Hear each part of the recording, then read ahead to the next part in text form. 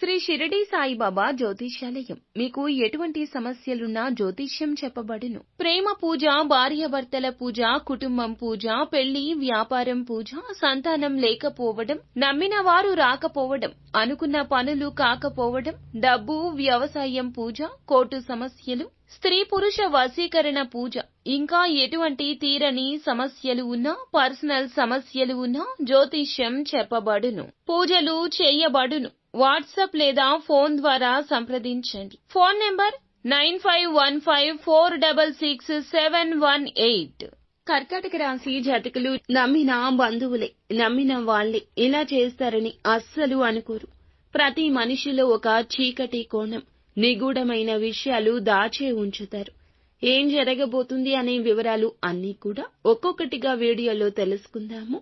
Video మీకు నచ్చితే తప్పకుండా ఒక చిన్న లైక్ అయితే చేసి మమ్మల్ని సపోర్ట్ చేయండి. ఇక ఆలస్యం లేకుండా మనమైతే వీడియోలోకి వచ్చేద్దాము. ఈ రోజున భావోద్వేగంగా చలించిపోయే పరిస్థితి అయితే ఈ రాశి వారికి ఎదురవుతుంది. ఎంతో గాఢంగా విశ్వసించిన ఒక బంధువు లేదా సన్నిహిత వ్యక్తి ఈ రోజున మీ నమ్మకాన్ని పగలగొట్టే పని చేస్తారు. ఇది ఒక మానసిక దెబ్బ, గాయం కాదు, గుండెని దిగులుతో నింపేసే అనుభవం. ఈ వ్యక్తి మీపైన గతంలో ఎన్నోసార్లు మెచ్చుకోవడాలు చూపించారు. వారు మిమ్మల్ని చూసి నీ వల్లే నేను ఈ స్థాయికి వచ్చాను అని చెప్పిన వారు కూడా అయ్యుండొచ్చు. కానీ ఇప్పుడు ఒక చిన్న అవకాశాన్ని ఆసరాగా తీసుకుని మిమ్మల్ని తక్కువగా చూపించే ప్రయత్నం చేయబోతున్నారు. మీరు గుర్తుంచుకోండి, వారి యొక్క పేరులో ర, ద, క, ష అనే అక్షరాలు ఉండొచ్చు. వారి మాటలు మొదట మీకు అసహజంగా అనిపించొచ్చు. కానీ ఆ మాటల వెనుక దాగిన ఆ యొక్క ఆలోచన, ఆ ఆచారం మీ గుండెను తాకుతోంది. గతంలో వారికి ఆర్థికంగా లేదా మానసికంగా మీరైతే అండగా ఉన్నారు, నిజాయితీ చూపించారు. అదే బంధం ఇప్పుడు ప్రతీకారం లేదా అసూయగా మారిపోయింది. ఇక మీరు చెప్పిన గుట్టును ఎవరికో చెప్పడం, మీ పేరును వక్రీకరించి ప్రచారం చేయడం, మీపై నమ్మకాన్ని పోగొట్టే పరిస్థితి సృష్టించడం, ఒక చిన్న మాట మీ పేరు మీదే తిరిగి విపరీతం వస్తోంది. ఇక ఈ యొక్క సంఘటన మీరు ఊహించని కోణంలో వస్తుంది. మీరు ఇలా చేస్తారా అనేది మీకు మొదటి స్పందన అవుతుంది. అతడికి నేనే అంత సహాయం చేశాను కదా, నిజంగా ఇదైతే అతను చెప్పే నిజాయితీ ఇంతవరకు కనిపించని ముఖం చూశాను ఈ రోజే అని అనిపిస్తోంది. ఈ రోజున మీరు భావించే ఈ భావాలు తాత్కాలికం కావు.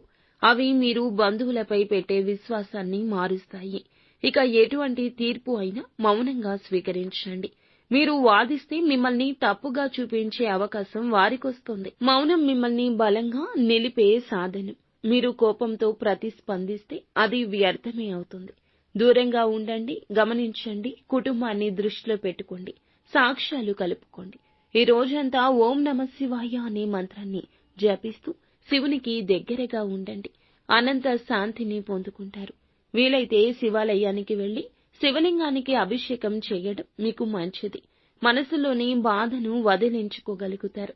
ఇక కన్న తండ్రి చేసిన ద్రోహం కన్నా కన్న తండ్రిగా నమ్మిన వారి యొక్క మోసం ఎక్కువ బాధిస్తుంది. ఈ రోజు మీరు ఒక కొత్త మెట్టు ఎక్కబోతున్నారు. కానీ ఈ మెట్టు మీ గుండెపై బరువు వేలాడేలా ఉంటుంది. మీ విశ్వాసాన్ని తుంచిన వ్యక్తిని మీరు ఇక మర్చిపోరు. కానీ అది మీకు నేరుగా ఎదిగే మార్గమే అవుతుంది. ఈ యొక్క సంఘటన మీ యొక్క జీవితంలో ఒక దెబ్బే కావచ్చు, కానీ అదే మీరు ఏ బంధాన్ని దాటొద్దో తెలిసే సూత్రమవుతుంది.